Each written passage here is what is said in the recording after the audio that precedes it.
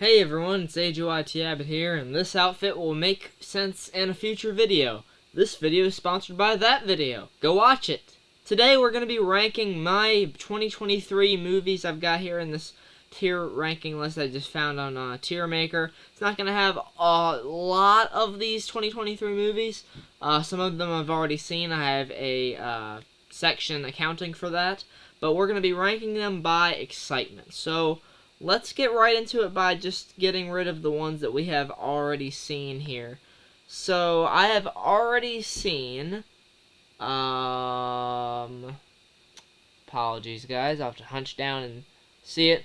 Okay, so Cocaine Bear, watch that, great film. Quantumania, I don't know anymore, I'll have to watch it again soon. I'm kind of worried I'll like it less. Shazam! Fury of the Gods, that was a movie. We got the Super Mario Brothers movie. Nice. And, John Wick. And Scream 6 as well. Sorry. And I believe that is all of them. Yeah. So, first one we have here is Guardians of the Galaxy Volume 3. Now, this one is absolutely going in the insane hype tier. I love the Guardians of the Galaxy films. I love the cast. I love James Gunn's direction. You know, where he'll take the DCEU, we'll see.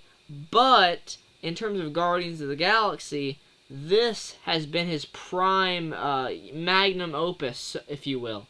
The first Guardians of the Galaxy is awesome. The second one, while it's not as good, is still a really, really funny movie, and I love it. And I'm really hoping that Volume 3 will stick the landing and conclude this franchise in a satisfying way. I hope all the characters get some great exits, and for those of them that we bid farewell to, I hope that their deaths have meaning, or even if they don't die, just I hope their exits are great. Next we have Fast and the Furious 10. Now this is an interesting one, because I haven't seen any of the Fast and the Furious movies, other than Hobbs and Shaw. I know, really weird one to watch out of all of them, but Fast X, if I can, it'll really depend on if I can watch all of the Fast and the Furious movies leading up to it, which I don't know if I will be able to do. For right now, I will put it in the I could take it or leave it category, because I don't know if I'm going to be checking it out or not. It'll depend on if I can watch the other fantastic Fast and the Furious movies in time for that, because I am intrigued to watch the franchise. I do love the cast, and the action looks great. It's all about family. Who doesn't love family? The Little Mermaid. Definitely putting that in I could take it or leave it, because Disney live-action remakes have not been very good lately. Pinocchio, awful. Mulan, sucked. I hated that one. The Lion King, Dumbo, I mean, they all suck. They don't compare to the actual animated adaptations, and I don't think The Little Mermaid is going to be any different. Next we have Spider-Man Across the Spider-Verse, Part 1, well, no, I guess it's Across the Spider-Verse now. I am pretty excited for that. I'm not going to put it in the insane hype tier, simply because Into the Spider-Verse, I really enjoyed it. It's not my favorite Spider-Man film. In fact, I rank Spider-Man 3 and The Amazing Spider-Man 2 higher than Into the Spider-Verse, which will most likely send mobs. You guys are probably grabbing your pitchforks right now for me saying that, but I can't help it. I am very nostalgic for those early Spider-Man films, the cringe that Sam Raimi brought us with Spider-Man 3, and just I don't know about The Amazing Spider-Man 2. I really enjoy Andrew Garfield's Spider-Man, and but off topic. Spider-Man Into the Spider-Verse was fantastic. I still give it like an 8 out of 10. And I'm interested to see, you know, the Easter eggs, and we got references to No Way Home in the recent trailer. So it's going to be a fun time for sure. And the animation looks flawless. Transformers, which I won't be watching because, sorry, I'm just not into Transformers. I was more of a Ninja Turtles guy growing up, so I don't even think the actual they don't have the Ninja Turtles one in here, but I don't know. I'd never gotten into Transformers, so that's all I can really say on that. Next we have The Flash. Now, The Flash, it's very complicated. I'm going to put it actually in the looking forward to it tier. Now, explanation for that. Ben Affleck and Michael Keaton are in this film. Yes, Ezra Miller is in this film as well. I really am not okay with them keeping Ezra Miller on. I really hope they get rid of him after this film as the Flash. But they are doing Flashpoint in this movie. You've got Supergirl coming in, which looks pretty cool. And I do like while it's a little bit cheaty how they're doing this like multiverse concept after Marvel's been doing it to death lately. Who knows, maybe DC will, try and make something fresh of it. I feel like they'll nail it better than Multiverse of Madness did, because Multiverse of Madness, while it was madness, it was kind of missing the multiverse aspect of it. You only got to see a few different worlds in that movie. Here, I'm hoping we kind of get full, this universe is crumbling, it's going to shambles all because of Barry Allen. And despite Ezra Miller being in the role, I'm looking forward to Barry as a character. What's his arc going to be in this movie? Like I said, Ben Affleck and Michael Keaton. Michael Keaton being back is a big part of my hype for this film. He's a great Batman. He might be my actual favorite Batman underneath Pattinson. He is great. Michael Keaton is just a fantastic guy. And I'm really excited for that. So, like I said, a little bit mixed. Indiana Jones 5, I'm actually putting this one in the insane hype tier. Indiana Jones 5. Yes, the last trailer that came out for it, the music, the scenery, the dialogue, the CGI, the de-aging, on Harrison Ford, phenomenal. You got Mads Mikkelsen in there. You've got Toby Jones is there as well. You got all these great characters coming back into the fold. It's gonna be a great adventure. So next we have Mission Impossible. I'm gonna put that one in the pretty excited tier. Well, no. Actually, no. Insane hype. Mission Impossible because of Tom Cruise, of course. Tom Cruise, you got Simon Pegg as well. Simon Pegg, I love for Shaun of the Dead, one of my absolute favorite films of all time. Rebecca Ferguson, Vanessa Kirby. You've got just a really solid cast here, and some fantastic looking stunts and set pieces.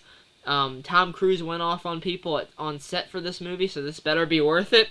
But yeah, it's Tom Cruise, Mission Impossible. Ethan Hunt is gonna wow us again with some more awesome stunts. Tom Cruise puts his body through the absolute biggest challenges we could ever imagine. These massive stunts that I would never even think about attempting in my lifetime. So, really excited for that. And then we have Oppenheimer. I am looking forward to it. Christopher Nolan is a really fantastic director. I'm not going to say I'm really, really excited, because there is a movie that comes out the same day. Probably know what it is. That's actually going in my insane hype tier. I'll explain it later. I'll explain. So, Oppenheimer is going to be awesome. I cannot wait to see what Nolan's done this time. Tenet was phenomenal. The Dark Knight films are great. Inception's fantastic. So, I'm definitely looking forward to what he has in store here. Cillian Murphy is going to be expertly good. I can't wait to see how he nails this performance. I hope it's an Oscar-worthy one as well. It looks like it might be. So, yeah, really excited for that. Next, we have The Marvels. Now, we did get a trailer for this recently. And I actually want to say, I am looking forward to this movie. I'll just say it. I'm looking forward to it. I'm not overly excited. I still have that hesitation where Marvel has kind of been slipping a little bit lately. Quantumania was okay. It looks like Secret Invasion is going to be a pretty good time. And Guardians of the Galaxy Volume 3, you see where I have that on the ranking list. So I have some faith. With the Marvels, the sad thing is about the Marvels is that it's going to get tore apart by critics because of Brie Larson. And I just want to take a moment to say that is absolute crap. Brie Larson is an excellent actress, and I don't understand all the hate. The Marvels is going to be pretty entertaining, I think. It looks fun. The power switching is going to provide for some great action sequences. You've got Nick Fury. It looks like we have an army of Flurkins, possibly. That could be a very fun scene. And I'm looking forward to learning more about Monica Rambeau and, what Carol has been up to in these past few years and just what's going on. So, yeah, looking forward to it. Oh, okay. Apparently we have Magic Mike's Last Dance, which I will probably not be watching. No, I'm not watching it. I'm sorry. Channing Tatum is awesome. Salma Hayek is awesome. But I'm not into the Magic Mike films, so I'm not going to be doing that. Now, okay, maybe I won't put it in the insane hype tier. That's a little bit extreme, but I am pretty excited for Barbie. It looks so... Oh, dude. The weird factor that this movie's going to have, I'm so here for it. I love weird stuff, just like very out there films. You have Greta Gerwig behind the camera here, director of Little Women, and Lady Bird, which I haven't seen Lady Bird yet, but I think I'm gonna plan on watching that before I watch Barbie, just to get an idea of the directing sense that we're in for here. Because Little Women had some fantastic directing. She definitely deserved the nom on that one. Here for Barbie, it's a very drastic tonal change, obviously, from Little Women. But there's still a lot of elements that you can take from that directing and apply to this, because there is a lot of stuff in here where it's not really sure if it's completely... It's definitely not marketed strictly towards, kids that love Barbie. Because there are some adult jokes in store for us here, and I am waiting for it. Margot Robbie, perfect. Ryan Gosling, Simu Liu's in there, Michael Cera, Will Ferrell. Oh man, it's gonna be a wild time. It's gonna be a wild film. Next we have Blue Beetle. Blue Beetle, I could take it or leave it, kind of. I'm teetering between I'm looking forward to it and I'd take it or leave it, because with the DCU rebooting, it's hard to really get into DC right now, other than the Batman sequel and Joker. Folie à Deux, which I'm terribly excited for. Really excited. But Blue Beetle, the suit looks cool. It does look a little bit generic. Superhero fatigue is something that's been going around recently. I don't personally believe that I've been succumbing to superhero fatigue. It's just various different things that all these superhero movies have.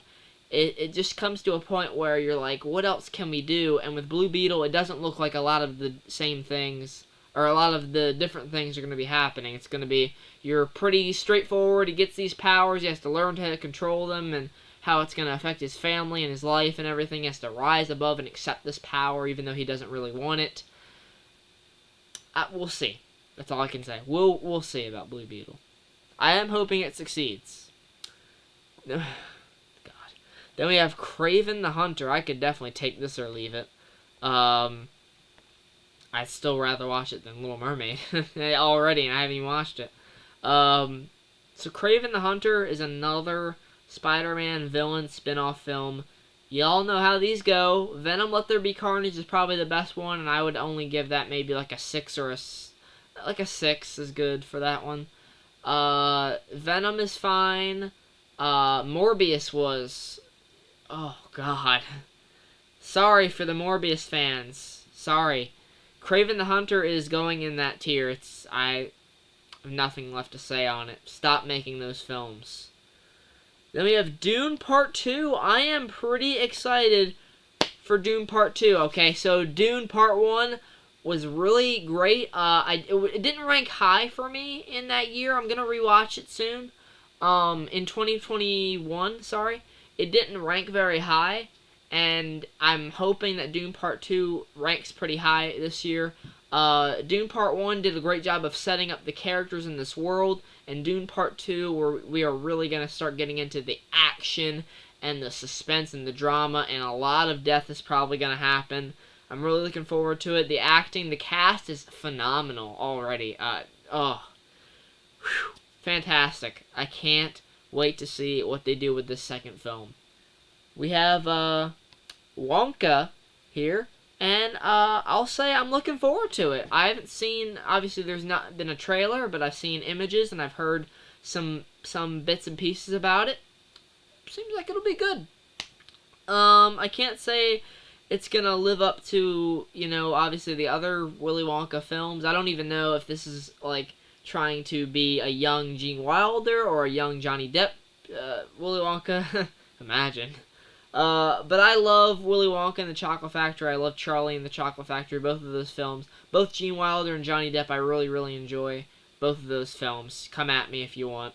So Wonka, I'm looking forward to see the young Willy Wonka build up the candy empire that he's known for, and yeah, it'll be fun. We have Aquaman and the Lost Kingdom, which I'm looking forward to it. I'd say I'm looking forward to it like a little bit less than Flash, but hey, like I said, with the DCEU rebooting, it's hard to get into a lot of DC properties right now. We do have Jason Momoa in that film. I love his Aquaman. Amber Heard was removed from the film. A lot of controversy has happened involving that and the drama, and just a lot of what's the word? A lot of passion, I feel, is gonna be in this movie, but there's also a lot of things that are like, interfering with it at the same time, where I'm not sure if they're gonna pull it off quite as good as they did with the first Aquaman, because I still really enjoy the first Aquaman film. We have Elemental. I'm looking forward to it. Looks like a fun little Pixar film. I am planning on doing a Pixar ranking eventually, once I clear through the backlog of all these other films I gotta watch and the TV shows for different videos. But hey, animation looks good. Looks like a good time. Now, Dungeons & Dragons has been released, so I can't technically rank it. But I will say I am looking forward to watching it when it eventually drops on digital. I wasn't able to go out and see this one. I'm looking forward to it when it comes out on digital. I'll definitely watch it because I've heard a lot of great things about it. Chris Pine is in it. That's a W right there. Sophia Lillis. Just a lot of great elements to this film. The effects look great. I'm not even a Dungeons and Dragons fan, but I feel like this story just looks so interesting to me. I'm very much looking forward to watching it. And who knows, maybe I don't know if I'll do a review on it, but I'll be sure to try and talk about it in some sort of way. Then we have Evil Dead Rise. Okay. This comes out this Friday, actually, along with Beau is Afraid, which should be on this list, because I'm really, really excited for that one. Evil Dead Rise is going in the insane hype tier. I am so ready to see some blood and gore and just pure insanity and horrific events taking place. Wow, I sound like a lunatic sometimes on this channel. But, yeah, that's how I feel about that. But let me know what you guys want to watch this year. What are you most looking forward to? I'm sorry, it's a little bit of a weirder video to do in, like, April when the year's already started. We've already got a lot of movies out. But there was still enough here to talk about. So, thanks so much for watching, guys, and I'll see you all in the next video.